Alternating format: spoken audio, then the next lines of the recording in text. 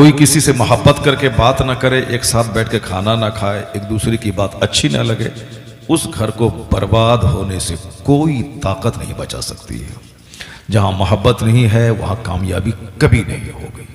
तो आज पूरी दुनिया के मुसलमान इसी तरह से जी रहे हैं। मुसलमान तो छोड़िए, सारे इंसान उल्टा पुल्टा सब काम। मर्द घर में बैठ के मोबाइल चलाते हैं, औरतें बेचारी स्कूल 5 घंटे दौड़ के पढ़ा करके आकर के महीने तक तनख्वाह कमा करके शौहर को देती हैं।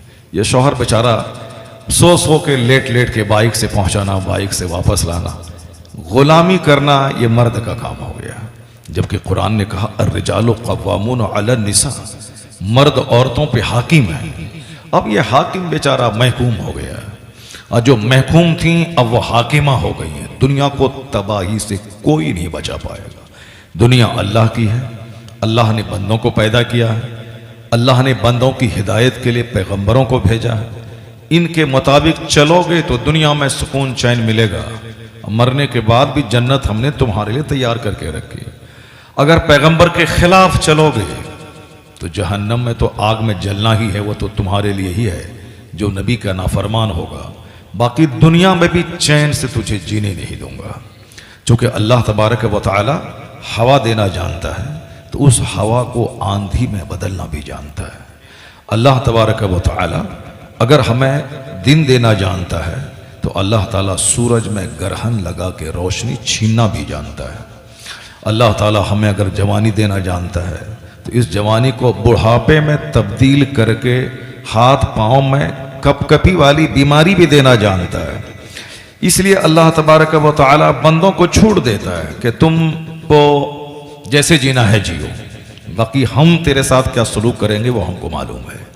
अल्लाह तबारक व तआला आज नाराज है बंदों की हरकतों से, चूंकि बंदा सारा उल्टा पुल्टा काम कर रहा है। मर्द को बहादुरी से जीना चाहिए तो मर्द बिल्कुल औरत बन के जी रहा है। औरतों को पर्दे में रहना चाहिए तो औरतों को अब घर की दीवारें काटने दौड़ती हैं। अब उनको घर में अच्छा ही नहीं लगता है। गांव देहात की औरतों में थोड़ा सा पर्दा था भी, तो अब ये मोबाइल ने वो सारी कसर तो में निकाल दी। अब इसे भी बाहर निकलने, बाजार घूमने, होटल में बैठ के हफ्ते में एक दिन खाने, गरीब से गरीब शौहर बेचारा बाहर कमाता है, मजदूरी करता है, उनके पैसों से इनको बाजार घूमने का शौक पैदा हुआ। शहरों की तो बात ही छोड़िए, कुरान पाक ने कहा था वह करना फी बुयूतिकुन्ना वला तबर्रजना तबर्रुजल जाहिलिया। ये कुरान शरीफ में आया है। जो अल्लाह हमको पैदा किया, आपको पैदा किया, सारी दुनिया को पैदा किया, उस अल्लाह का ये कानून है। अल्लाह ने क्या कहा कि करना फी बुयूतिकुन्ना, ए औरतों अपने घरों में ठहरी रहो, अपने घरों में ठहरी रहो। वला तबर्रजना तबर्रुजल जाहिलिया, जैसे इस्लाम के आने से पहले एज ऑफ इग्नोरेंस यानी दौरे जाहिलियत में बेपर्दगी आम थी, कपड़ा बराए नाम औरतें पहनती थीं, समाज में ज़िनाकारी चरम सीमा पे थी, पड़ोस की औरतों की आबरू गैर महफूज थी, सौतेली माओं के साथ बदसलूकी आम थी। तो अल्लाह कहता है कि अब इस्लाम आ गया है, तुम जाहिलियत के दौर की औरतों की तरफ मारे मारे मत फिरा करो। वला तबर्रजना तबर्रुजल जाहिलिया, दौरे जाहिलियत की तरह आवारा मत फिरो, इसका उसका मुंह मत तको, दूसरों की दीवार मत तको। अल्लाह रब्बुल इज्जत ने कहा कि अपने घरों में ठहरी रहो और अपने बदन पे कपड़े डाली रहो। अब जरा हालात देखिए, जो अल्लाह रोजी देने वाला है, जो अल्लाह हमें पैदा करने वाला है, जो अल्लाह हमें मौत देकर दोबारा जिंदा करके मेरे स्याह सफेद का हिसाब लेने वाला, उस रब्बे करीम के कानून को किस कदर ठठाई के साथ ये बंदा ताक पे रख करके अपने मन के हिसाब से जी रहा, तो मालूम है इसकी सजा क्या मिली। जहन्नम तो वहां है, जैसे ये दुनिया है उसी तरह वो दुनिया भी है, आखिरत कहते हैं। जिस तरह अभी रात है ये सच है, उसी तरह वो दुनिया है, सच है। जैसे सूरज डेली निकलता है डूबता है, ये फैक्ट है, उसी तरह वो दुनिया भी हक है कि मरने के बाद हिसाब किताब लिया जाएगा। चाहे तुर्रम खां हो, सिकंदर खां हो, रुस्तम खां हो, चाहे कोई भी पठान हो, कोई भी राजपूत हो, कोई ब्राह्मण हो, कोई बच नहीं पाएगा अल्लाह के अजाब से। अल्लाह कहता है कि अल यौम नख्तिमु अला अफवाहिहिम, क़यामत के दिन आज हम इन काफिरों बदकारों के मुंह को सील्ड कर देंगे। वह तुकल्लिमुना ऐदीहिम, उनके हाथ मुझसे बात करेंगे। यह हाथ अल्लाह से बात करेगा। ये कोई मौली साहब नहीं बोल रहे हैं या बरेली के आला हजरत नहीं बोल रहे हैं, बल्कि अल्लाह कहता है वह तुकल्लिमुना ऐदीहिम, यानी इनके हाथ अल्लाह से बात करेंगे कि यह हाथ नेकी के लिए उठा था या बदकारी के लिए उठा था, यह हाथ अदल के लिए उठा था या जुल्म के लिए उठा था, यह हाथ किसी को फायदा पहुंचाने के लिए उठा था या किसी को कष्ट पहुंचाने के लिए उठा था। दुनिया में कोई किसी का हाथ अगर नहीं भी पकड़े तो दुनिया में जीना है 70, 80, 90 साल, ये तो एक सेकंड है अल्लाह के नजदीक। बाकी मरने के बाद जिस दुनिया में दाखिल होना है वहां का एक दिन 50,000 साल के बराबर होगा। उस दुनिया में बंदा बच के नहीं जा पाएगा, इस दुनिया में भी नहीं बचेगा। इस दुनिया में भी अल्लाह ने किसको छोड़ा है? अल्लाह ने नमरूद को मामूली मच्छर मक्खी से तबाह बर्बाद कर डाला। इस दुनिया में फिरौन जैसे 400 साल जबरदस्त हाकिम, 4 दिन नहीं, 4 महीना नहीं, 4 साल नहीं, 400 साल जो इस रुए जमीन पर का एक हिस्सा मिस्र है वहां का हाकिम बना रहा, जुल्म करता था ताकि कोई मेरा मद्दे मुकाबिल ना खड़ा हो। उसको किसी नजूमी ने कहा था कि एक लड़का पैदा होगा तेरी सल्तनत को हिला डालेगा। उन्होंने मारे गुस्से के जितने पैदा होने वाले लड़के थे सबको ज़बह करना शुरू कर दिया। ना कोई मर्द बचेगा, ना इसकी हुकूमत के खिलाफ इसको आंख दिखलाएगा। चुनांचे अल्लाह रब्बुल इज्जत जब उसको तबाह करना चाहा तो उसकी अक्ल पे पर्दा डाल के उसी के घर में जनाब मूसा अलैहिस्सलाम की परवरिश फरमा दी, उसकी तबाही का इंतजाम फरमाया। 400 साल की लंबी उम्र देने के बाद अल्लाह ने उसे पानी में डूबा के तड़पा तड़पा के मार दिया। फिरौन घिघियाता रहा, कहता रहा कि अब मैं ईमान लाता हूं। अल्लाह ने कहा अल आना वक़द असैत क़ब्ल व कुन्त मिनल मुफ़सिदीन, अभी तो ईमान लाता है, अभी जब मौत को देखा डूबना लगा तब कहता है कि मैं ईमान लाता हूं।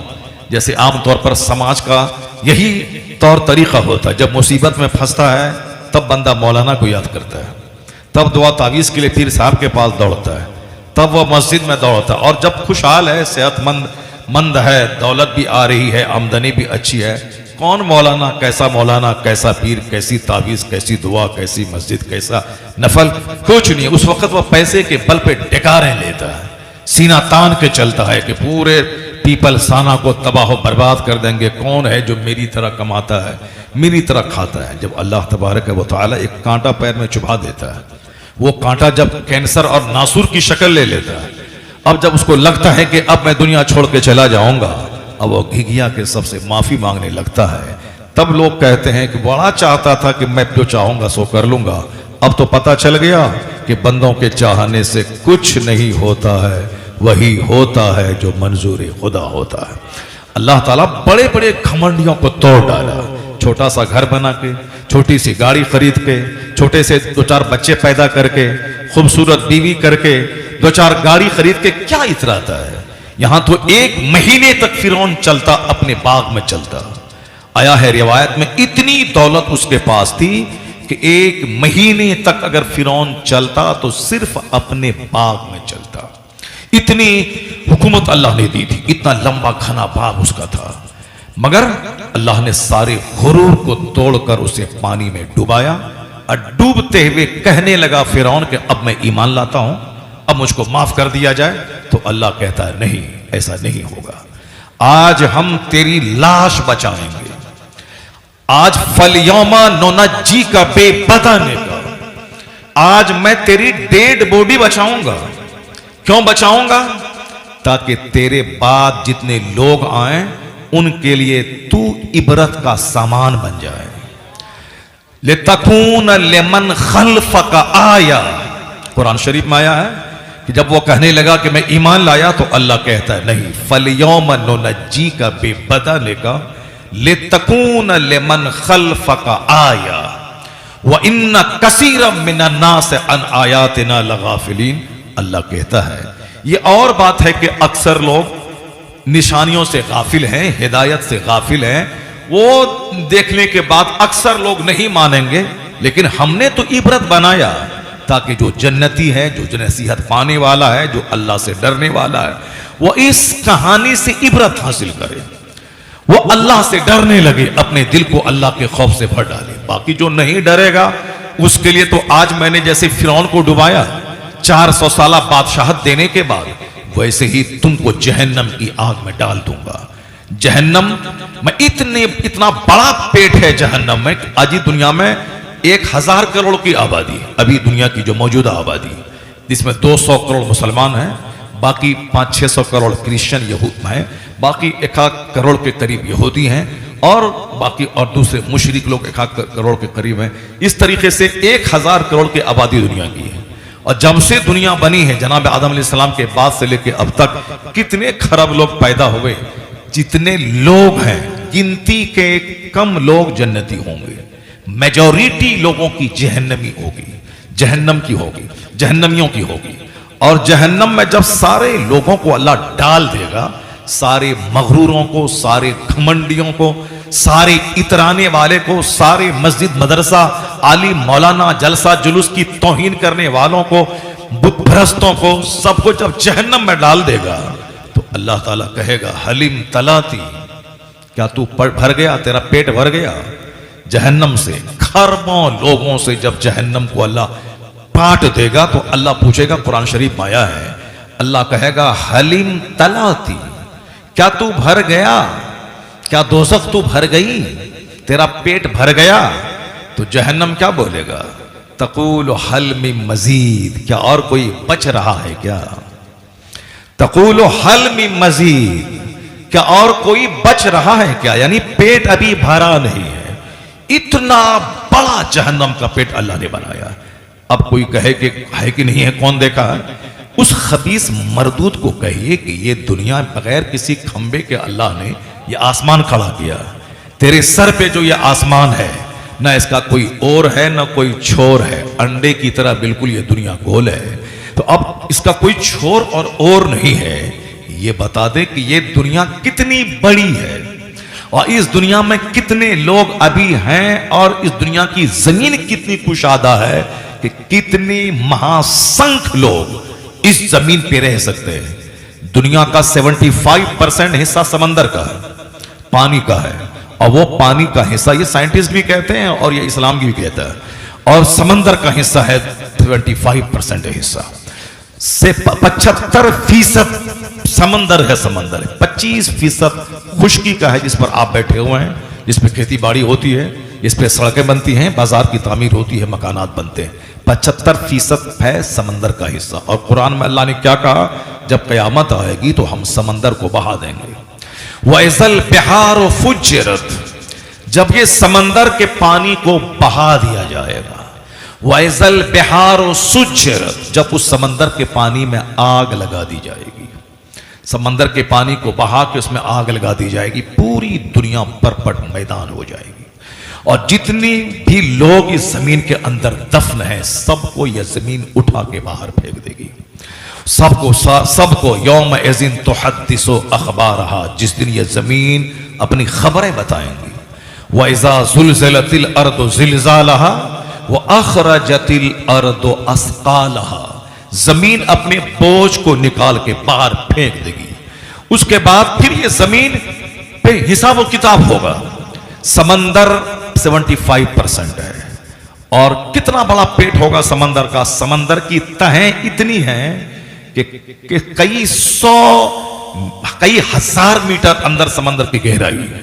वो टाइटैनिक जहाज जिसको देखने के लिए 4 खरबपति ब्रिटेन का जो जा रहे थे, और टाइटैनिक जहाज जो बहुत पहले डूबा था, उसका मलबा को देखने के लिए 2 करोड़ रुपया का टिकट लेकर ये 4 अरबपति उस पनडुब्बी में सवार होके नीचे जा रहे थे, ताकि वहां उस मलबा, उस जहाज के मलबे को देखें। कितने गरीब, लाखों करोड़ों गरीब हैं, कैंसर से पीड़ित हैं, बीमार हैं, गरीब औरतें हैं जिनकी शादी नहीं हो रही है, वो सब नहीं। ये बताएं 4 अरबपति 2.5 करोड़ रुपए का टिकट लेकर के, अभी था ना 20 साल भर पहले जो वो लोग मरे अंदर, जो समंदर में घुसे थे, वो टाइटैनिक जहाज का मलबा, जो 100 साल पहले जो जहाज डूबा था, उस जहाज का मलबा आज तक समंदर के अंदर मौजूद था। वो मलबा धीरे धीरे बह रहा था, तो वैज्ञानिकों ने कहा कि मलबा अब कुछ साल के बाद खत्म हो जाएगा। ये खरबपति लोग उस पनडुब्बी को किराए पे लेके अंदर गए, तो बस अंदर ही जाके ऐसा फटा गुब्बारे की तरह अरबपति अपने बेटे के साथ वहीं लाश के टुकड़े टुकड़े हो गए। जहाज तो अपनी जगह रहा, यही लोग मर के समंदर के पानी में मिल गए। गोया पैसा दे के इन्होंने मौत खरीदी। अब मौत ने इसको वहां बुलाया जहां उसकी तकदीर में मौत लिखी थी। ये सारे वाकयात होते हैं मगर लोग उसको समझ नहीं पाते। समंदर तहबता समंदर है, तहबता है, एक लेयर इसका है, फिर उसके बाद दूसरा लेयर व्हाइट है, उसके बाद फिर एक लेयर है ब्लैक अंधेरा, फिर उसके बाद एक लेयर है। कुरान शरीफ में आया है कि समंदर तहबता है, तहबता अंधेरा है ये समंदर। आप लोगों को मेरी बात शायद सुनने में अजीब सी लग रही होगी। अजीब तो नहीं लग रही आप लोगों को, चूंकि पीपल्स आने में तो मार धाड़ वाली तकरीर लोग सुनते हैं। यहां उठा भटक ये वो रगड़ घस वही सब सुना करते हैं। तकरीर वो नहीं है जो रगड़ घस हो, तकरीर वो है जो दिल में खुदा की याद पैदा कर दे। तकरीर वो है जो आंख से आंसू के कतरे ले आए। तकरीर वो है जो अपना मकसद हयात बता दे। तकरीर वो है जो बदन में अल्लाह का डर पैदा कर दे। कुरान शरीफ में यही सारी बातें, मैं कुरान ही तो पढ़ रहा हूं, कुरान ही तो पढ़ के सुना रहा हूं। तकरीर और यही कुरान सरकार दो जहां अलैहिस्सलाम पे नाजिल हुआ और हुजूर ने सारी जिंदगी कुरान पाक का दर्स लोगों को देते रहे, समझाते रहे। और कुरान पाक छोड़ के सरकार अपनी कब्र अनवर में आराम कर रहे हैं और सारे गुलामों को वहीं से देख रहे हैं। देखते हैं कौन कुरान पे कितना अमल करता है, कौन फिल्म के हीरो की नकल करता है, कौन एक्टर की नकल करता है, कौन क्रिकेटर की नकल करता है, कौन किसी चमार की नकल करता है, कौन किसी खबीसा की नकल करता है। तुमको जो मन में आए कर लेना। हुजूर की एक हदीस हर जुमा के दिन खुतबे रज़विया में तिलावत की जाती है। ए अमल माशीता, do what do you want, जो तेरी तबीयत माता है कर। जलसा से उठ के भाग जाओ, मस्जिद में शराब पियो, मौलाना की गर्दन में चादर डाल के मार दो, अपने बाप की छाती पे चढ़ करके 2-4 फाइट मारो, अपनी मां को घर से निकाल के भेज दो दरगाहों पे बैठ के भीख मांगे। जो तेरी तबीयत में आता है कर। कितने दिन तक जिंदा रहोगे? 60 साल, 65 साल, 70 साल, 80 साल, 90 साल। ये अल्लाह के नजदीक 1 सेकंड है। इसके बाद क्या करोगे? अल्लाह के रसूल फरमाते हैं, ए अमल माशीता कमा तुदीन तुदा। अलबत्ता याद रखना, जैसा करेगा वैसा अंजाम भुगतने के लिए तैयार रहना। हर जुमा के दिन इस हदीस पाक की तिलावत होती, ए अमल माशीता। मगर ट्रेजेडी यह है कि आजकल लोग अपने पीर की बात करता है, कुरान की बात नहीं करता है। आजकल लोग अखबार की बात करता है, कुरान की बात नहीं करता है। अपने पीर की करामत बयान करता है मगर कुरान शरीफ नहीं बयान करता है। अपने पीर के बाल बच्चों की जिंदगी बयान करता है, मुस्तफा की जिंदगी बयान नहीं करता है। सरकार के सहाबा की जिंदगी बयान नहीं करता है। हुजूर ने कहा था, असहाबी कन नुजूम बिअय्यहिम इक्तदैतुम इहतदैतुम। मेरे सहाबा सितारों की तरह है, जिसकी तुम पैरवी करोगे हिदायत पा जाओगे। तो सहाबा सितारे की मिसल है, जिसकी पैरवी करोगे, जिसकी जिंदगी का मुताला करो, जिसका तुम फॉलो करोगे, राह रास्त पे आ जाओगे। सहाबा कराम में सिद्दीक अकबर की जात लाजवाब है, हजरत उमर फारूक आजम की जात लाजवाब है। जिस सिद्दीक अकबर के बारे में हुजूर ने कहा कि सिद्दीक के माल ने मुझको इतना नफा दिया जितना किसी के माल ने नफा नहीं दिया, और अगर मैं किसी को खलील बनाता तो मैं अबू बकर को अपना खलील बनाता। हजरत उमर के बारे में सरकार फरमाते हैं, अगर मेरे बाद नबी का आना पॉसिबल होता, अगरचे मेरे बाद कोई नबी नहीं आएगा, मैं आखिरी पैगंबर बन के आया हूं, लेकिन अगर इन केस अगर कोई पैगंबर का आना संभव होता तो उमर मेरे बाद नबी होते। अब आप समझ सकते हैं कि उमर की अक्ल, उमर का इल्म, उमर का तदब्बुर कितनी जबरदस्त उनकी हिकमतें थी। लेकिन कुछ खबीसों के दिमाग में कीड़ा ऐसा काटता है, वो सिद्दीक अकबर अफजलुल बशर बादल अंबिया उनको गाली देते हैं। हजरत उमर फारूक आजम उनके खिलाफ ऑल फॉल बकते हैं। हजरत उस्मान गनी जो साहिब हिजरतैन है, जिन्होंने पहली हिजरत हबशा की तरफ की, दूसरी हिजरत मदीना की तरफ की, साहिब हिजरतैन, माल सारी दौलत छोड़ के अल्लाह की राह में वतन छोड़ के चला जाता, इसे एक हिजरत कहते हैं। उस्मान गनी डबल हिजरत आपने की। उस्मान गनी के निकाह में सारे पैगंबरों के सरदार की 2 बेटियां उसके निकाह में, एक बेटी निकाह में थी, इनका इंतकाल हो गया, दूसरी बेटी आपने उनके निकाह में दिया, पहले रुकैया को दिया, फिर उम्मे कुलसूम को दिया, दोनों का इंतकाल हो गया। तो हुजूर ने क्या कहा, ए उस्मान, अगर मेरे पास 40 बेटियां होती तो एक एक करके सब तुम्हारे निकाह में दे देता। कितना एतमाद था पैगंबर आजम अलैहिस्सलाम को हजरत उस्मान गनी पे। मगर खबीसों मरदूदों की कमी नहीं है इस दुनिया में। इस दुनिया में अल्लाह के मुनकिरों की, मुस्तफ़ा की तौहीन करने वालों की, मुस्तफ़ा के सहाबा को गाली देने वालों की कमी नहीं। इसलिए मैंने कहा ना कि जन्नत में मुश्किल से थोड़े लोग जाएंगे और जहन्नम का पेट इतना बड़ा बनाया है कि न अमेरिका का प्रेसिडेंट से जहन्नम भरेगा, न हिंदुस्तान के किसी मंत्री से जहन्नम का पेट भरेगा, न दुनिया के शरीरों, शराबियों, पापियों, जुआरियों, सूदखोरों, हरामखोरों, माँ बाप के नाफरमानों और जुआबाजों से जहन्नम भरेगा। इतना बड़ा पेट है क्योंकि दुनिया शरीरों से भरी हुई है। नबी जब भी किसी कौम में आते थे लोग उनका मजाक उड़ाते थे। हम लोग तो चलो खाना खाते हैं इसलिए मेरी बात में असर नहीं रहा, हम लोग लिफाफ लेते हैं इसलिए चलो मेरी बात में असर नहीं रहा। मगर अंबिया कराम जो इस दुनिया में आते थे वह लोगों से तबलीग दीन के बदले में खाना तक नहीं मांगते थे, तबलीग दीन के बदले में नजराना तक नहीं लेते थे। वो कहते थे ला उरीदु मिनकुम, मैं तुमसे इसका कोई बदला नहीं मांगता हूं। आज शरीर बदतमीज किस्म का आदमी जिसको नमाजी नहीं बनना है, जन्नती नहीं बनना है, शरीफ नहीं बनना है, जिसको खबीस मरदूद ही रहना है, वो कहता है कि मौलाना की तकरीर में असर कहां रहा, ये तो लिफाफ लेते हैं तो खाना खाते हैं। मैं कहता हूं खबीसों मरदूदो, अपने सीने पे मातम करो। आसमान से पानी गिरता है, जरखेज जमीन उस पानी को जज्ब करके शानदार फसल उगाती है और वही पानी पत्थर पे पड़ता है।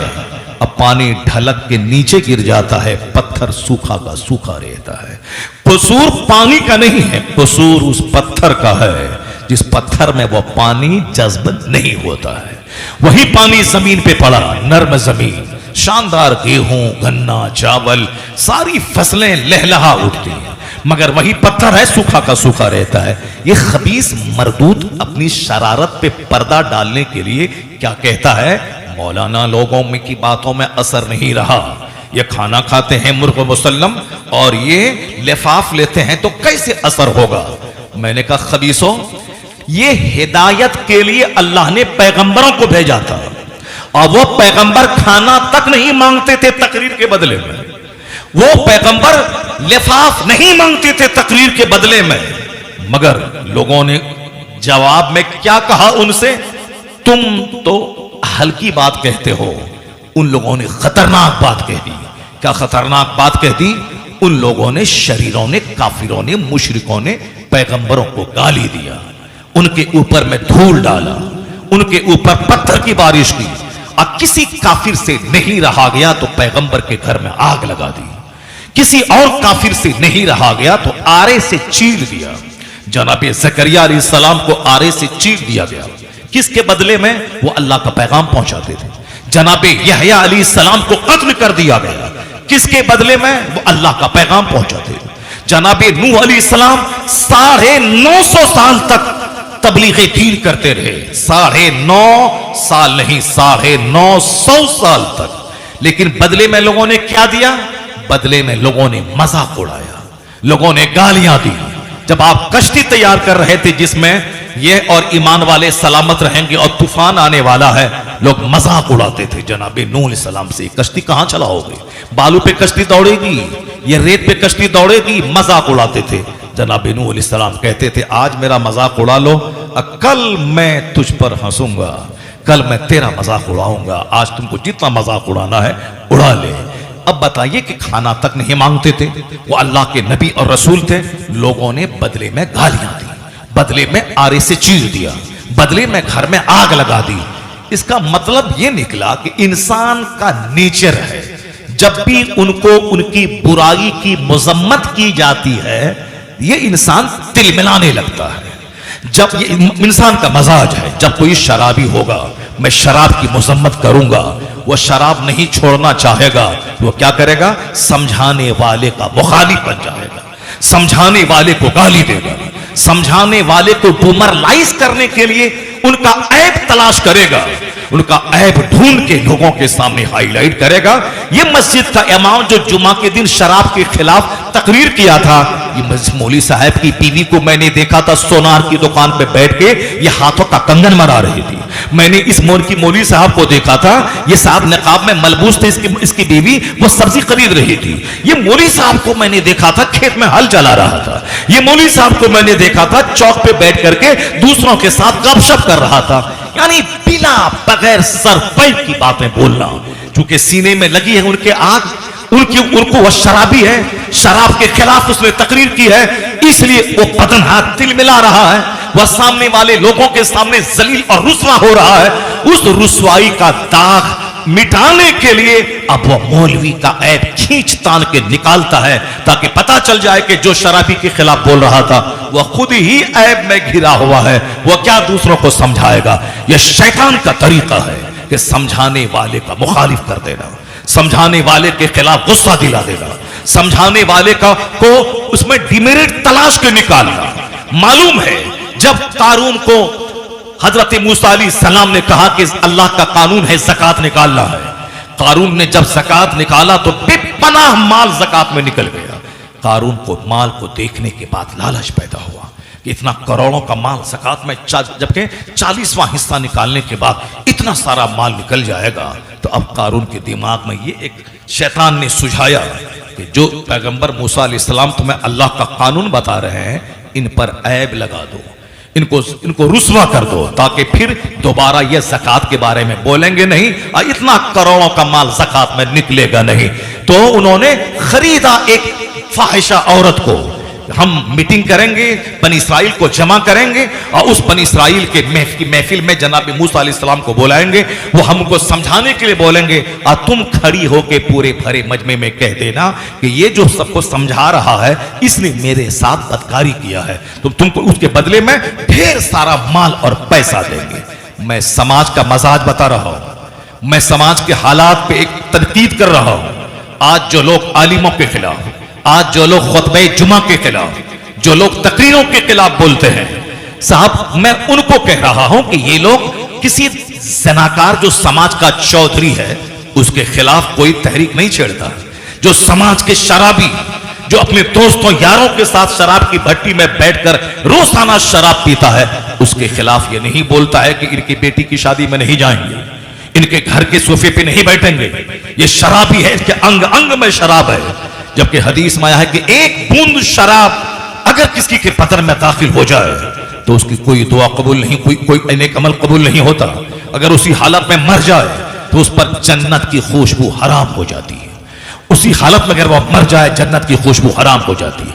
लेकिन नानी मरे किसी की जो उस शराबी के खिलाफ बोले, मैं इसके घर में नहीं जाऊंगा, मैं इसके सोफा पे नहीं बैठूंगा, मैं इसकी बेटी की शादी में शरीक नहीं होऊंगा, नहीं, क्योंकि वहां डर है। वो शराबी प्रधान है, वो शराबी गांव का वार्ड कमिश्नर है, वो शराबी गांव का अरबपति है, वो शराबी गांव का जमींदार है। मगर ये मस्जिद का मौलवी साहब, ये तो 10,000 कमाने वाला गरीब मौलवी है, ये अगर कुछ बोला शराब के खिलाफ, ज़िना के खिलाफ, सूद के खिलाफ, साहब तो अब उनके खिलाफ तरह तरह के ऐब, हर चाय की दुकान पे ऐब निकाले जाते हैं। जो ऐब का पुतला है उसके खिलाफ नहीं बोलता, क्यों?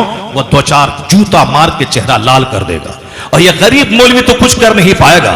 इसलिए चाय की दुकान पे उनके खिलाफ, पान की दुकान पे उनके खिलाफ साथ एक तहरीक चल रही है। सुनो, ये पुराना दस्तूर है शरीरों का, उन्होंने पैगंबरों को नहीं छोड़ा, पैगंबरों के घर में आग लगा दी, पैगंबरों की गर्दनों पे छुरी चला दी। अल्लाह रब्बुल इज्जत क्या कहता है? सूरह यासीन में आया है, या हसरतन अलल इबाद, अफसोस है बंदों पर। ए लड़का, जरा उसको बोलो, वो टोपी वाला कहां जा रहा है?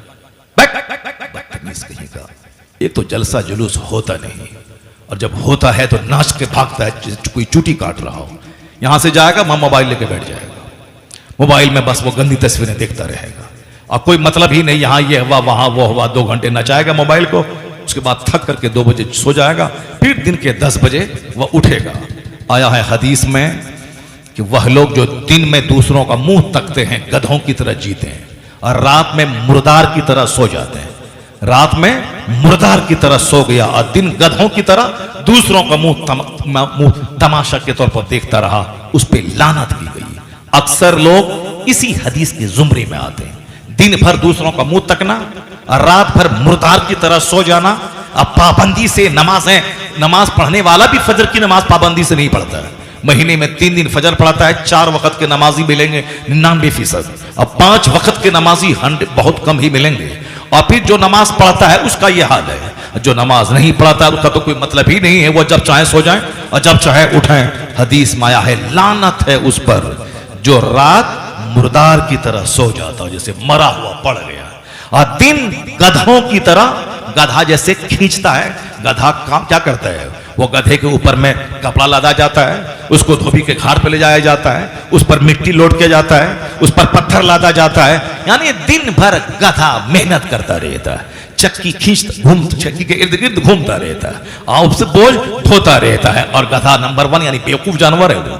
100 साल तक भी जिंदा रहे, वो धोबी के घर पे आता है तो घाट का रास्ता भूल जाता है, और घाट पे जाता है तो धोबी के घर का रास्ता भूल जाता है। ये गधा का मतलब ही होता है बेवकूफ जानवर है। हदीस में आया है जो दिन गधों की तरह जीता हो, खूब मेहनत करता हो, खेत में खलियान में मारी फिरता हो, कहां से पैसा मिले, यहां से पैसा, वहां से पैसा, वहां से पैसा, वहां से पैसा, कभी दुकान पे हाटर लेना, माल पहुंचाना, रात भर जागना, फजर छूटे, जोहर छूटे, असर छूटे, मगरिब छूटे, ईशा छूटे, माल चाहिए, माल चाहिए, माल चाहिए। यानी गधों की तरह दिन गुजारा। ना जोहर का ख्याल आया कि जिस रब ने मुझे सेहत दी है उस रब को मैं सजदा कर लूं, जिस रब ने आंख दिया है उस रब को सजदा कर लूं, जिस रब ने हाथ दिए हैं, अगर हाथ में फालिज हो जाता तो हम कैसे सामान उठाते, कैसे ग्राहक को देते।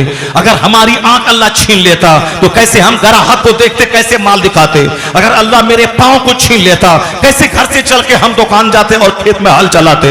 अगर अल्लाह ताला हमें फालिज ज़दा बन के बिस्तर पे लेटा देता तो कैसे मैं वहां से चल के स्कूल और कॉलेज जाके नौकरी करके 2 पैसे मैं कमाता। एहसास नहीं है बंदों को, या दिन भर मारे फिरता है।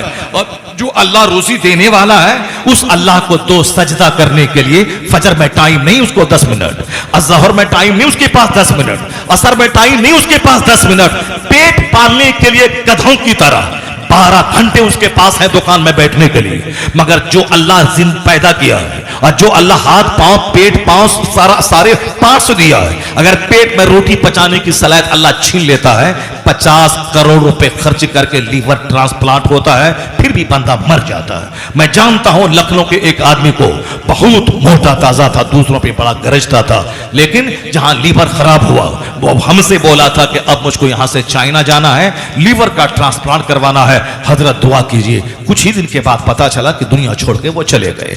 लीवर ट्रांसप्लांट कराना, चूंकि रोटी पचना छोड़ दिया, चाय डालो उल्टी, या दही डालो उल्टी, रोटी डालो उल्टी, और सब चावल डालो उल्टी, यानी जो भी खाओ तय होना लाजमी। अब क्या करना, चूंकि लीवर उसको पचा ही नहीं पाता है, और यहां 10 रोटी खाए पचा लिया, तो इसका मतलब है कि बस ये हमारा बाप दादा का हक था जो हमको मिल गया है, अब हम शैतान बन जाए। नहीं, ये यकीन करना है कि जो अल्लाह मुझे लीवर दिया है, पहले खाने से पहले ज़ोहर में उसको सजदा कर लूं, उसके बाद रोटी पेट में डालूं, तो अल्लाह ये नेमत जो दिया है वो नेमत पे छीनेगा नहीं, नेमत को बरकरार रखेगा, नेमत में इजाफा करता चला जाएगा। इन शकर तुम लअज़ीदन्नकुम, अल्लाह कहता है अगर तुमने मेरी नेमत का शुक्रिया अदा किया तो हम नेमत को बढ़ाते रहेंगे, और अगर तुमने नाशुक्री की, वला इन कफर तुम इन्ना अज़ाबी लशदीद, मेरा अज़ाब बड़ा सख्त है, मैं देना जानता हूं तो मैं छीनना भी जानता हूं। मैं ये कहना चाहता हूं, अल्लाह कहता है सूरह यासीन में, या हसरतन अलल इबाद, ये एक तमहीद के तौर पर अल्लाह का खौफ डालने के लिए, जलसो जुलूस में बैठने के लिए, आलिमों की तकरीर सुनने के लिए, उसको अपने सीने में जगह देने के लिए और उस पर अमल करने के लिए, मैं एक मजाज देने के लिए मैं ये तमहीद कह रहा हूँ। तकरीर इसके बाद में शुरू करूँगा, उसके बाद आखिर में तकरीर का जो कंक्लूजन होगा वो आपके सामने मैं पेश करूँगा। तकरीर तो आधे घंटे में भी हो सकती है, लेकिन ये तमहीद जो अल्लाह रब्बुल इज़्ज़त से डराने वाली, यह तमहीद जो हमारे दिल में अल्लाह का डर पैदा करने वाली, यही वो तमहीद, यही वो तकरीर, ही नसीहत है जो पैगाम मुस्तफ़ा लेके आए हैं। जो सरकार अपने अब गुलामों को सुनाए सारी जिंदगी। अपने हुजरे आयशा में भी सरकार आखिरत की बात करते थे। मस्जिद नबवी के मिंबर से हुजूर आखिरत की बात करते थे। सबसे पहली तकरीर सफा पहाड़ पे जो सरकार दो जहां ने पहला खुतबा दिया, पहली तकरीर की, उस तकरीर में सिर्फ और सिर्फ आखिरत की बात थी। और सरकार की सबसे आखिरी तकरीर, पहली तकरीर सफा पहाड़ पे थी, जब हुजूर ने नबूवत के ऐलान के बाद आपने कुरैश को जमा किया और सफा पहाड़ को मेंबर बनाकर वहां से आपने खिताब किया। वह पहली तकरीर थी। उस तकरीर में हुजूर ने सिर्फ आखिरत की बात की। और सबसे आखिरी तकरीर जब आका अलैहिस्सलाम बीमार थे, आपकी जाहिरी बीमारी के जमाने में 17 वक्त की नमाजें हजरत सिद्दीक अकबर रज़ी अल्लाह तआला अन्हु ने पढ़ाई। और सरकार विसाल फरमाने से कुछ पहले आप सिद्दीक अकबर के पहलू में जाके बैठ के आपने नमाज पढ़ी। नमाज के बाद आपने नसीहत की थी, वो आखिरी तकरीर थी मुस्तफ़ा की। फिर उसके बाद सरकार मस्जिद नबी शरीफ में नहीं आए, हुजर शरीफ में गए, वहीं आपका वसाले ज़ाहिरी हो गया। वो आखिरी तकरीर, उस आखिरी तकरीर में भी हुजूर ने आखिरत की बात, जन्नत की बात, अल्लाह से डरने की बात, ये सारी बातें हुजूर ने की थी।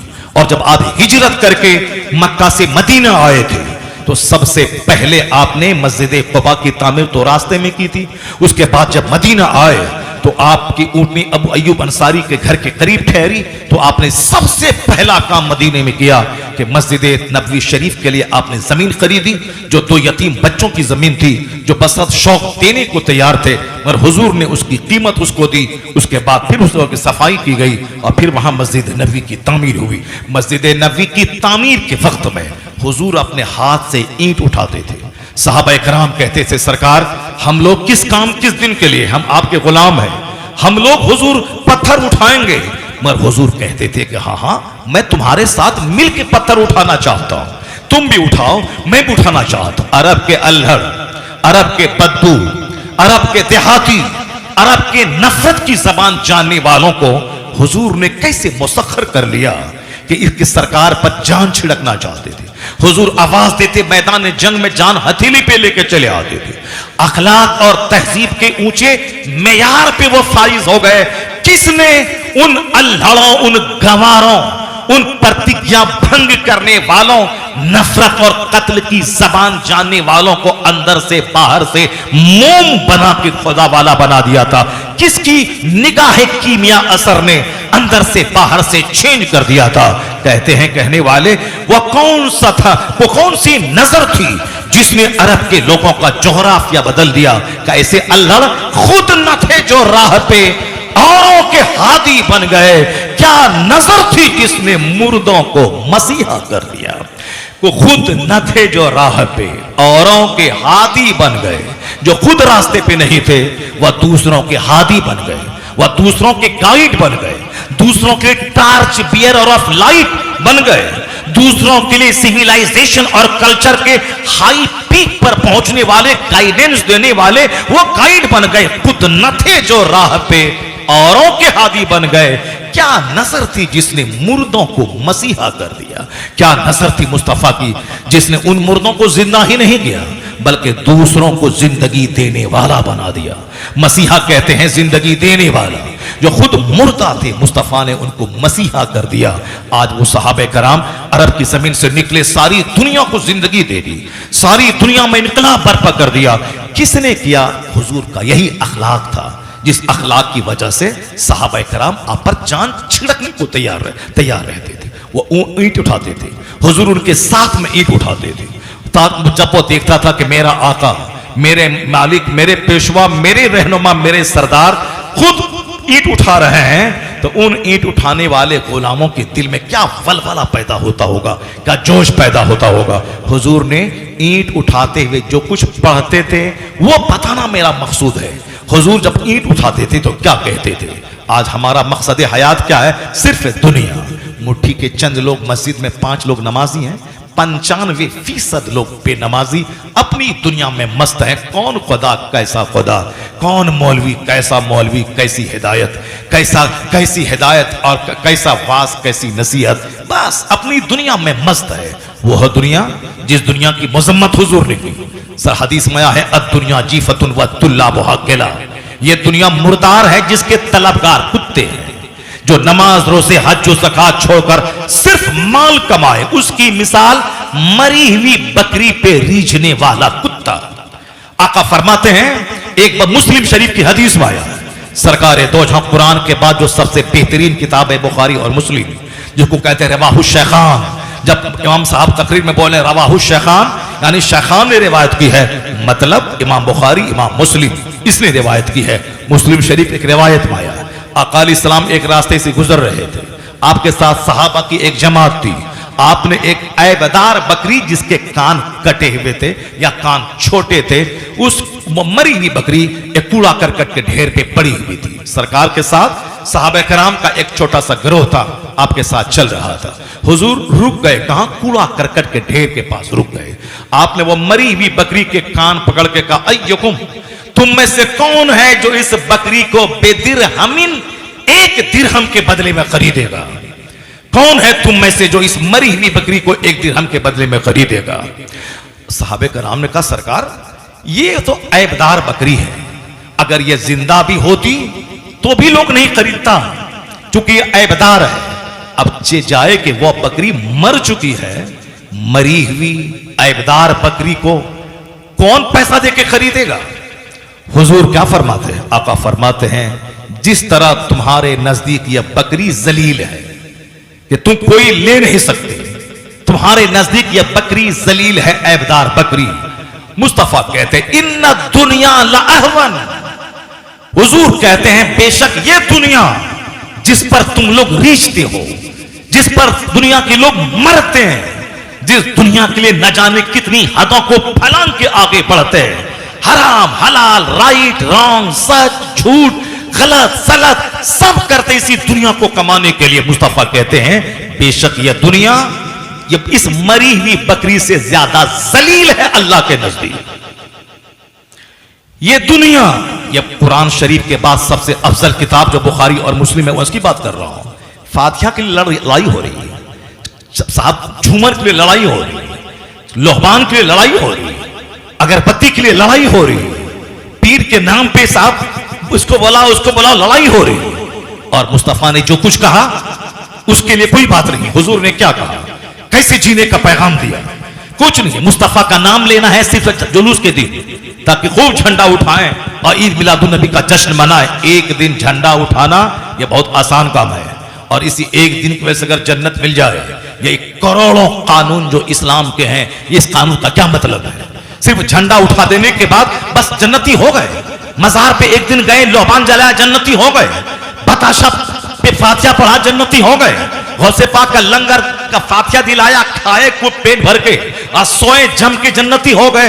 नहीं, लंगर फर्ज वाजिब नहीं, फातिहा फर्ज वाजिब नहीं, जुलूस मोहम्मदी फर्ज वाजिब नहीं है, लाइटिंग फर्ज वाजिब नहीं है। अच्छा काम है, सवाब का काम है, सवाब का काम है, मगर फर्ज वाजिब नहीं है कि इसके बगैर हम मुसलमान नहीं रहेंगे। नहीं, फर्ज है क्या? इस्लाम का बुनियादी पिलर है नमाज, इस्लाम का बुनियादी पिलर है रोजा, इस्लाम का बुनियादी पिलर है ज़कात। यानी बुनियल इस्लाम अला खम्स, ये बुखारी शरीफ की हदीस में आया है कि Islam is based on 5 pillars. इस्लाम 5 बुनियादों पर कायम है। वह 5 बुनियादों में से एक बड़ी बुनियाद है नमाज, एक दूसरी बुनियाद है रोजा, तीसरी बुनियाद है ज़कात, चौथी बुनियाद है हज, और फर्स्ट बुनियाद है तौहीद, यानी अल्लाह रब्बुल इज्जत पे ईमान लाना, कलमा पढ़ना। ये 5 बेसिक बुनियाद, इस पर इस्लाम की छतें खड़ी रहती है। आदमी को जायजा लेना चाहिए अपने नमाज का, जो एक बुनियादी पिलर है। जायजा लेना चाहिए, नमाज फर्ज भी 10-12 साल में, अभी उम्र हो रही मेरी 45 साल, मैं पक्का नमाजी नहीं बन पाया। नमाजी बन भी गया तो 4 टाइम का नमाजी बना। जितनी नमाजें कसा हैं 10-20 साल की, उन नमाजों का क्या होगा उसकी कोई फिक्र नहीं है। बस एक दिन हाथ में झंडा लिया, डीजे बजाया और झूमा गाया, शोड़ा आया, बस जन्नत हमारी जागीर हो गई। उसके बाद साल के 364 दिन चाहे शराब पिए, जिना करें, सूद खाएं, जुआ खेलें, माँ बाप को सताएं, पड़ोसी से कुत्ते की तरह लड़ें, लगे कि इंसान जी रहा है कि जानवर जी रहा है। सिर्फ लड़ाई, सिर्फ झगड़ा, सिर्फ नफरत, सिर्फ खुदूरत, सिर्फ कीना, सिर्फ गिलासत में लिपटे हुए हैं। यही है नहीं, ये मसलक आला हजरत, मसलक आला हजरत ये नहीं है। मसलक आला हजरत के क्या है? मसलक आला हजरत में सबसे पहला बुनियादी फर्ज है, फर्ज आजम है नमाज। नमाज, रोजा, हज, ज़कात, आदाब, अखलाक। कयामत के दिन सबसे पहले जो नेकी तौली जाएगी वो आदमी का हुस्न अखलाक है। कैसे माँ बाप से सलूक है, कैसे बीवी से सलूक है, कैसे पड़ोसी से सलूक है, कैसे रिश्तेदारों से सलूक है, कैसे समाज के गरीबों से सलूक है, कैसे समाज की औरतों से सलूक है, कैसे बेवाओं, माजूरों, मिस्कीनों से सलूक है। इंसान पैदा ही हुआ है आदमियत के लिए, इंसानियत के लिए, ह्यूमैनिटी के लिए, और आदमी वही है जो दूसरों को अपने से फायदा पहुंचाता हो। आज आदमी की परिभाषा वही है जो अपने से दूसरों को तकलीफ पहुंचाता हो। जबान से तकलीफ देना, आंख से तकलीफ देना, हाथ से तकलीफ देना, पांव से तकलीफ देना। आज आदमी वो है जो दूसरों को कष्ट ना दे तो वो कोई आदमी है क्या? जबकि आज सारी दुनिया में ये नारा है, the best man is one who is profitable for others. तुम में सबसे अच्छा आदमी वो है जो अपने से दूसरों को लाभ पहुंचाए।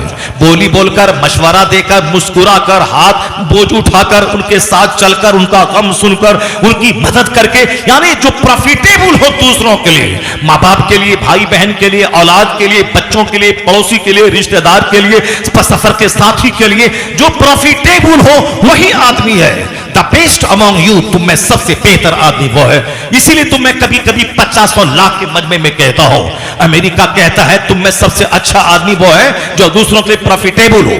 हिंदुस्तान के प्राइम मिनिस्टर आज कहते हैं the best among you is one who is profitable for others. तुम में सबसे अच्छा वो है जो दूसरों को अपने से लाभ पहुंचाने वाला हो। वरना खरबों की दौलत कमाने के बाद जानवरों की जिंदगी गुजारने से क्या फायदा है जब तक तेरी दौलत से दूसरों को फायदा ना हो।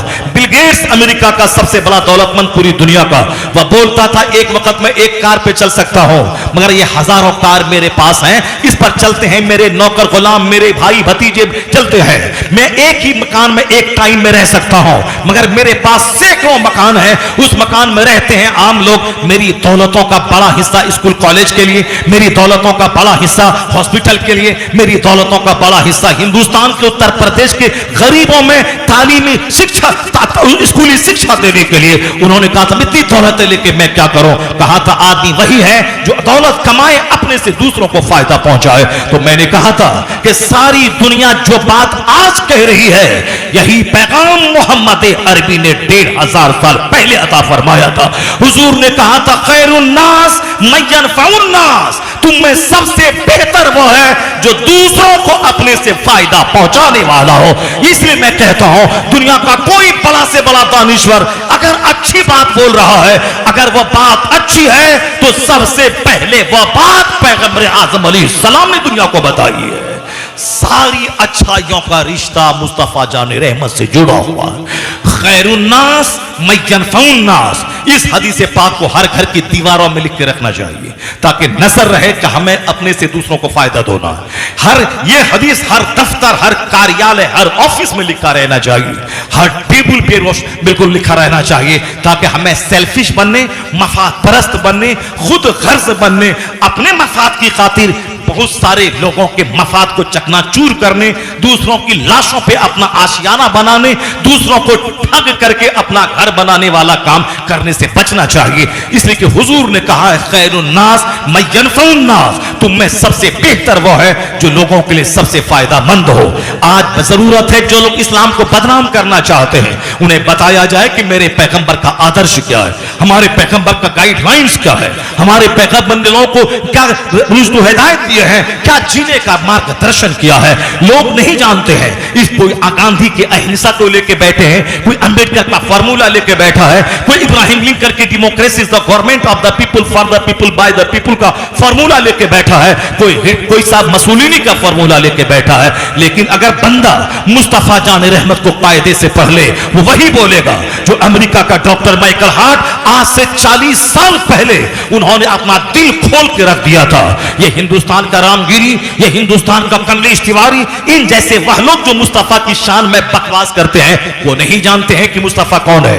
वो अंधविश्वास में बोल रहा, अंधविश्वास में बोल रहा है, वो अंधभक्ति में बोल रहा है, वह दुश्मनी में बोल रहा है, वह दूसरों से सुन सुन के बोल रहा है, वो अपना मुताला करके नहीं बोल रहा है। लेकिन जिस दिन वह मुस्तफा को पढ़ लेगा, जिस दिन वह मुस्तफा की हयात का मुताला कर लेगा, जिस दिन पैगंबर आजम की बायोग्राफी को पढ़ लेगा कि वह कब पैदा हुए, वो उन्होंने कब उनको नबुवत मिली, उन्होंने कब पैगाम दी, उन्होंने जवानी कैसे गुजारी, उन्होंने बचपन कैसे गुजारा, उन्होंने रात कैसे गुजारी, उन्होंने दिन कैसे गुजारा, उन्होंने हिजरत से पहले मक्का में कैसे रहा, वो मदीना आने के बाद कैसे जिंदगी के दिन गुजारे, वह मैदान जंग में कैसे रहे, वह सुलह के टेबल पे कैसे रहे, वह मस्जिद नबी के मिंबर से कैसे रहे। उनकी सारी जिंदगी एक सिराज मुनीरा चमकते सूरज की तरह इंसानियत के सामने मौजूद है। मगर कोई पढ़े तो सही, ये साफ दो रोटी खाने के लिए नबी को गाली देता है ताकि अंध भक्तों के बीच का लीडर बन जाए और अंध भक्त उसको 2 टाका दे दे और गाड़ी खरीद के उसको दे दे, इसलिए नबी को गाली देता है। मगर अमेरिका का डॉक्टर माइकल हार्ट आज से 40 साल पहले 1978 में उन्होंने डिसीजन लिया था कि मैं इस धरती का सबसे महानतम, सबसे सफलतम, सबसे कामयाब तरीन इंसान की सूची में तैयार करूंगा, लाखों करोड़ों की जिंदगी का मुताला करूंगा, हर क्षेत्र के महान लोगों को पढ़ूंगा, उन तमाम महानों में 100 आदमी को छांटूंगा, उस 100 आदमी में जो सबसे बड़ा महान होगा, महानतम सक्सेसफुल आदमी, उसकी मैं निशानदेही करूंगा। और वो आदमी महान के क्राइटेरिया होगी, वो आदमी जिसके फॉलोवर्स के एतबार से, जिसकी तालीमात को असरात के एतबार से, जिसके गाइडलाइंस के इंपैक्ट के एतबार से, जो हर अहद, हर जमाने और हर मुल्क में जिसका अपना एक इंप्रेशन हो, उस हिसाब से मैं क्राइटेरिया मैं तय करके उसके रैंकिंग करूंगा। मोहब्बत को मैं दखल नहीं दूंगा कि मुझसे जिसको मोहब्बत है मैं उसको अव्वल नंबर पे दे दिया। मैं अकीदत को दखल नहीं दूंगा कि मैं जिस पैगंबर का फॉलोवर हूं उस पैगंबर का नाम दे दूंगा, नहीं, मैं सच्चाई, फैक्ट की बुनियाद पर मैं ये रैंकिंग करूंगा कि इस दुनिया का सबसे सफलतम पुरुष की सूची में किसका नाम अव्वल आएगा। उन्होंने मेहनतें की, मैं कहता मेहनत, वो किताब आज तक छप रही है, पर इससे बाहर है। या रामगिरी को चाहिए कि मुस्तफा को गाली देने से पहले उस किताब का मुताला कर ले। वो किताब कोई हिंदुस्तान का जाहिल नहीं लिखा है, अमेरिका का बहुत बड़ा एडवोकेट, अमेरिका का बहुत बड़ा बैरिस्टर, अमेरिका का बहुत बड़ा वैज्ञानिक था वो, यानी बहुत बड़ा इल्म उसके पास था। उस आदमी ने ठाना था कि मैं ये बड़ा काम मैं करूंगा, दुनिया के जितने महान लोग हैं सबकी जिंदगी का मुताला करके मैं 100 आदमी को छांटूंगा, उसकी रैंकिंग करूंगा। हमारे हिंदुस्तान के लोगों को इसकी फुर्सत कहां है? इनको गाली देने से फुर्सत नहीं है, दूसरों की टांग खींचने से फुर्सत नहीं है, दूसरों के घर पे बुलडोजर चलाने से फुर्सत नहीं है, गाली गलौज से फुर्सत नहीं है, अहंकार और घमंड से फुर्सत नहीं है, और 10 आदमी के बीच बैठकर दूसरों की बुराई बयान करने से फुर्सत नहीं है। ये हवाई जहाज कहां से देगा? हवाई जहाज तो अमेरिका का 2 भाई दिया, आदमी उस पर सवार हो रहा है, वह 2 भाई दिमाग जला के दिया है अमेरिका का। यह माइक्रोफोन जिस पर मेरे जैसे करोड़ों आदमी इस माइक्रोफोन पे बातें कर रहा है और लाखों मस्जिदों में माइक्रोफोन से अजान हो रही है, हर जुमा के दिन करोड़ों मुसलमान इस माइक्रोफोन से जुमा का खुतबा सुन रहा है। यह बनाने वाला डेविड हग्स वो इंडिया का नहीं था, वह 7 समंदर पार का यूरोप का एक स्कॉलर था। हवाई जहाज देने वाला, लैपटॉप देने वाला, मोबाइल देने वाला, ये सब 7 समंदर पार का ईश्वर। हिंदुस्तान के लोग मारधाड़ करें, पूजा के नाम पे हुल्लड़बाजी करें, दूसरों के मकान पे कीचड़ फेंकें, दूसरों के मकान को जला के मजाक उड़ाएं, दूसरों के लोगों का की हुटिंग करें, दूसरों को बर्बाद करने का प्लान बनाएं, और साहब ये सब प्रोटेस्ट करें, एहतजाज करें, मकान जलाएं, रेलवे की पटरी उखाड़ें और बैंक को नोचें। यही वजह है जितने बड़े बड़े वैज्ञानिक हुए वो सारे के सारे 7 समंदर पार के, यूरोप के, अमेरिका के। जैसे हवाई जहाज, माइक्रोफोन, मोबाइल, लैपटॉप, साहब कंप्यूटर, साहब टेलीविजन देने वाला जो हर घर में दुनिया के 10 करोड़ इंसानों में बमुश्किल तमाम 1-2 करोड़ होंगे मेरी तरह जिसके घर में टेलीविजन नहीं होगा, वरना अक्सर 90% लोगों के घर में साहब टेलीविजन मौजूद है, दिन रात उसी से लोग चिपके हुए रहते हैं, उसके बाद भी पेट नहीं भरता। तकरीर सुनो तो कितनी तकरीरें सुनेंगे, लेकिन टेलीविजन में वही एक सलमान, वही एक शाहरुख खान, वही एक अमिताभ बच्चन, वही एक करीना, वही एक हेमा मालिनी, वही मोहम्मद रफी, वही मोहम्मद अजीज, उसी का गाना, उसी का डायलॉग, उसी औरतों का नाचना, उसी का नीम बरहना कपड़ा पहनना, उसी की पैरी में सारे मर्द औरत परेशान है। उसी की धारावाहिक, उसी की फिल्में, कोई नहीं बोलता एक बंदा कि कितना अमिताभ को 50 साल से ढो, कितना सलमान को 50 साल से ढो, कितना शाहरुख खान को 50 साल से ढो, कितना वही म्यूजिक को 50 साल से ढो, कितना उसी लड़की के डांस को 50 साल से ढो, कोई नहीं बोलता, क्योंकि वहां शैतान है जो लज्जतें दिलाता है। इसलिए वही एक गाना 50 बार से सुन रहा है और 50 साल से सुन रहा है, फिर भी शैतान उसका पेट भरने नहीं देता, मोह भंग नहीं होता।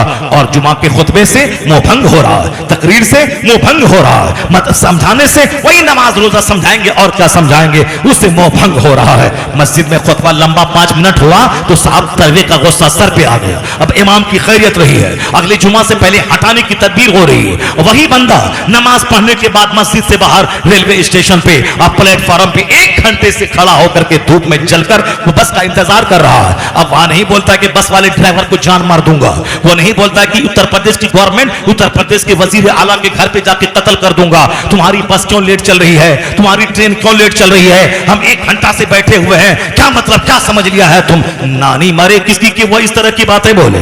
ये सारा गुस्सा तो कमजोर इमाम पे निकलता है, सारा गुस्सा तो कमजोर मौलवी पे निकलता है। यानी कमजोरों पे गुस्सा, गुस्सा भी बड़ा चालाक है, ताकतवर पे गुस्सा नहीं आता, तो 4 जूता मारने वाले पे गुस्सा नहीं आता, हुकूमत पे गुस्सा नहीं आता, पुलिस वाले पे गुस्सा नहीं आता, रेलवे के ड्राइवर पे गुस्सा नहीं आता, रेलवे के साहब गार्ड पे गुस्सा नहीं आता। ये गुस्सा आता है बेचारा मौजिन पे, ये गुस्सा आता है बेचारा इमाम पे, ये गुस्सा आता है बेचारा मौलाना पे, लेकिन समाज के डकैतों चोरों पे गुस्सा नहीं आता।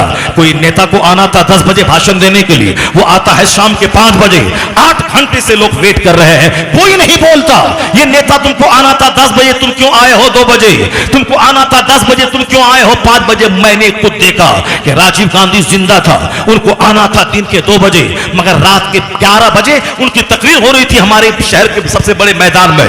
मैं उसी रास्ते से गुजर रहा था रात के 9 बजे और राजीव गांधी उधर बजा रहे थे, अपना भाषण दे रहे थे, और लोग, ये कोई नहीं बोला इनको आना था दिन के 2 बजे, ये रात के 9 बजे क्यों आ रहे हैं। क्यों? वो नेता है, नेता की धमक और है, नेता की धमक और है, पुलिस वाले की धमक और है। ये मौलवी साहब का कोई वैल्यू नहीं है, जबकि वो नेता, वो मौलवी साहब के सामने इसकी कोई हैसियत, कोई औकात नहीं है। जिस नबी का कलमा हम पाते हैं वह नबी सबसे बेमिसाल, और जो आलिम है वह नाइबे पैगंबर होता है, नाइबे रसूल होता है। 1 लाख बीघा जमीन का जोतने वाला वह जमींदार है, नाइबे पैगंबर नहीं। वह 50 फैक्ट्री का मालिक, वह कैपिटलिस्ट है, इंडस्ट्रियलिस्ट है, वो नाइबे पैगंबर नहीं। वह साहब 1000 मकान का किराया खाने वाला, वह मकान वाला है, वह साहिब सरवत है, मगर नाइबे पैगंबर नहीं। मगर किराए के घर में रहने वाला, अगर सीने में कुरान का इल्म है, हदीस का इल्म है, वह आलिम है, और फिर ये आलिम नाइबे पैगंबर है। जिस तरह मुस्तफा लाजवाब, मुस्तफा के सदके उनका नाइब भी लाजवाब, उनका नाइब लाजवाब। तो नाइब के हिसाब से आलिम को देखेंगे तो कभी उनके खिलाफ गुस्सा नहीं आएगा, क्योंकि नबी से अपना ईमान का रिश्ता जुड़ा हुआ है। नबी की जरा सी तौहीन करे बंदा तो काफिर हो जाएगा, ईमान से उसका रिश्ता खत्म हो जाएगा। उसी तरह नाइबे पैगंबर की तौहीन बाज जिहद से आदमी को इस्लाम से दूर कर देती है। इस पर 1000 गुस्सा आए, मगर संभल के ये नाइबे रसूल है, ये नाइबे पैगंबर है, ये हमें दीन सिखाता है, ये कुरान हदीस का इल्म सीने में रखता है। इनको इनकी बातें, मुस्तफा की बातें इनकी जबान से सुनने को मिलती है। ये मुस्तफा की हदीस पढ़ता है, जुमा के दिन मुस्तफा ने ये कहा, तकरीर में मुस्तफा ने ये कहा, वाज की महफिलों में मुस्तफा ने ये कहा, सीरत की महफिलों में मुस्तफा ने ये कहा, मैं अपने हुजरे में हुजूर ने ये कहा, निकाह के खुतबे में हुजूर ने ये कहा, जुमा के खुतबे में हुजूर ने ये कहा, ईदैन की तकरीर में हुजूर ने ये कहा। ये हमें जीने का रास्ता बताते हैं, जन्नत का रास्ता बताते हैं। जो कुछ मुस्तफा ने कहा वह पैगाम पहुंचाते हैं। इसलिए मुस्तफा ने इनको दुआ दे दी है। तुम 1000 गाली बको, तुम 1000 इनके 10,000 रुपए से इनको गरीब समझो, मगर इनको जो मुस्तफा की दुआ लगी है उस दुआ का इनाम यह है कि इनका चेहरा मामूली कमाई में हरा भरा रहता है। 1 करोड़ कमाने वाला, उनका चेहरा गुस्से से तमतमाता रहता है। आमदनी घट जाए तो जहर खा के मर जाता है। गोरा चेहरा दौलतों की हवस में काला है, मगर ये 10,000 कमाने वाला, ये जुब्बा टोपी अमामा बांध कर जब ये जुमा के दिन मेंबर मिंबर पे खड़ा होता है, ऐसा लगता है जैसे कोई कमांडर इन चीफ है जो फौज को ललकार रहा है, कोई बादशाह है जो रियाया से खिताब कर रहा है। इनके कमरे में मुश्क है, यहाँ ऊद है, यहाँ शमामा है, यहाँ अंबर है, यहाँ 10 जुब्बे है, यहाँ बरकाती टोपियों की बहार है। जो 1000 एकड़ जमीन का जोतने वाला जो अमामा ना पहना हो, जो जुबा ना पहना हो, वो ये पहनता है। आखिर ये हरियाली क्या है? हुजूर ने इनके लिए दुआ दे दी है। नद्दरल्लाहु अमरन मन समिअ मिन्ना हदीसन फबल्लगहु कमा समिअ। हुजूर कहते हैं अल्लाह उस बंदे को हरा भरा रखे जो मेरी हदीस सुनता है, दूसरों को सुनाता है।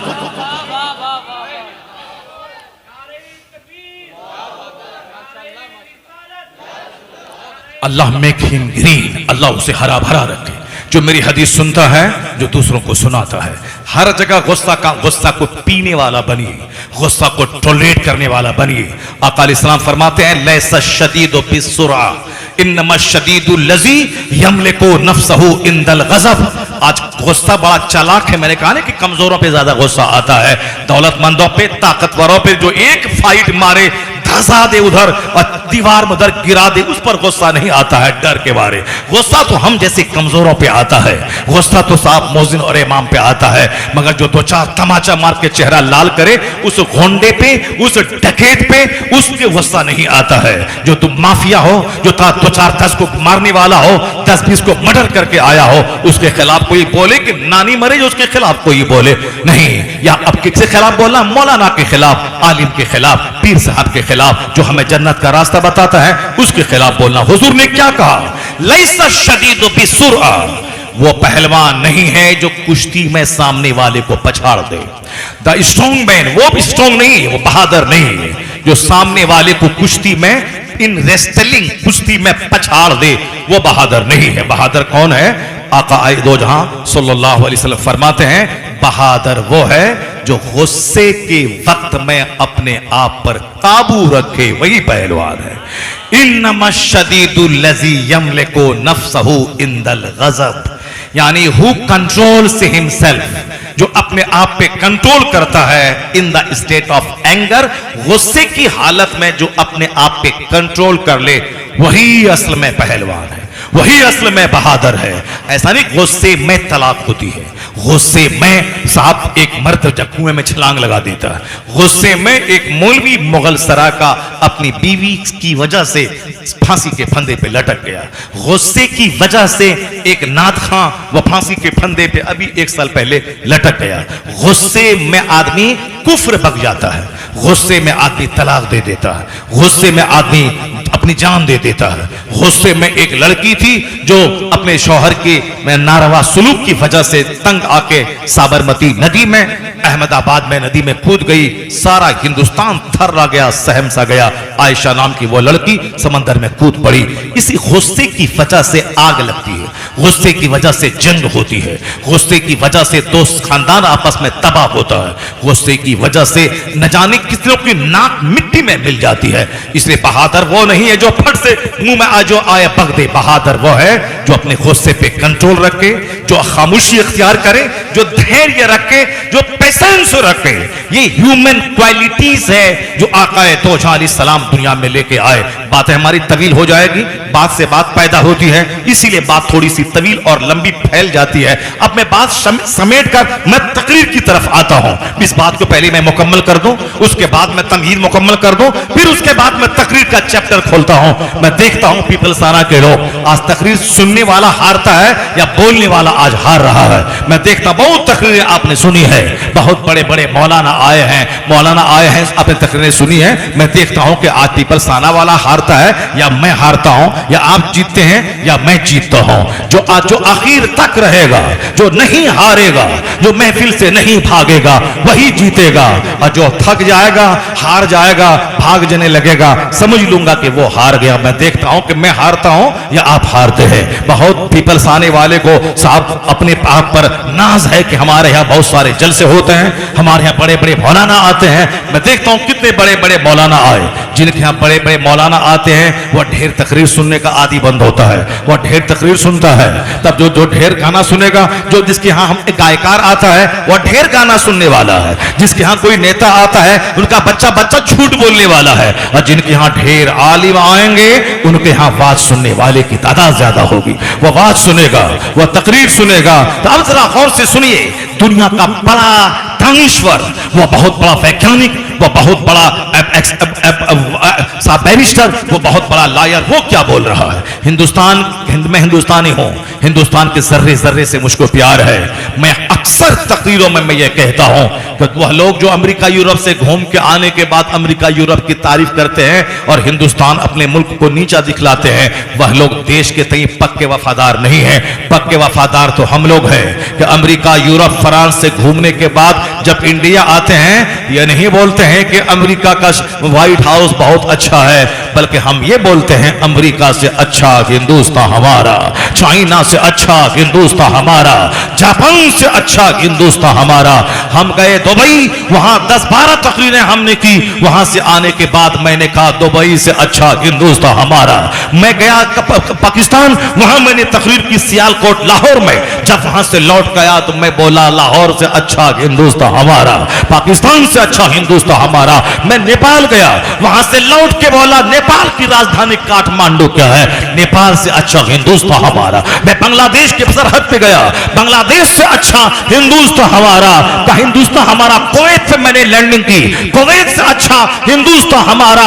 तो साहब मैं कहना चाहता हूं, ये हम लोग हैं कि जो दुनिया के ममालिक से कहते हैं अमेरिका से अच्छा हिंदुस्तान हमारा, यानी इन सारे जहां से अच्छा हिंदुस्तान हमारा।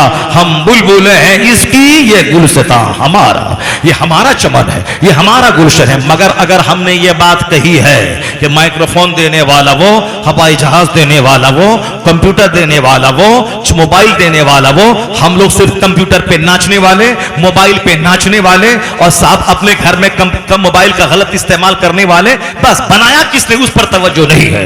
लेकिन जिस दिन उस पर तवज्जो चली जाएगी, हम पंक्चुअल हो जाएंगे, हम वक्त के पाबंद हो जाएंगे, हम अपने बच्चों को जमीन बेच के आला तालीम दिलाने की कसम खा लेंगे। नहीं, जब अमेरिका के लोग साइंसदान बन सकते हैं, मेरा बेटा भी साइंसदान बनेगा, मेरा बेटा भी मरने के बाद दुनिया वालों के लिए कुछ छोड़ के मरेगा।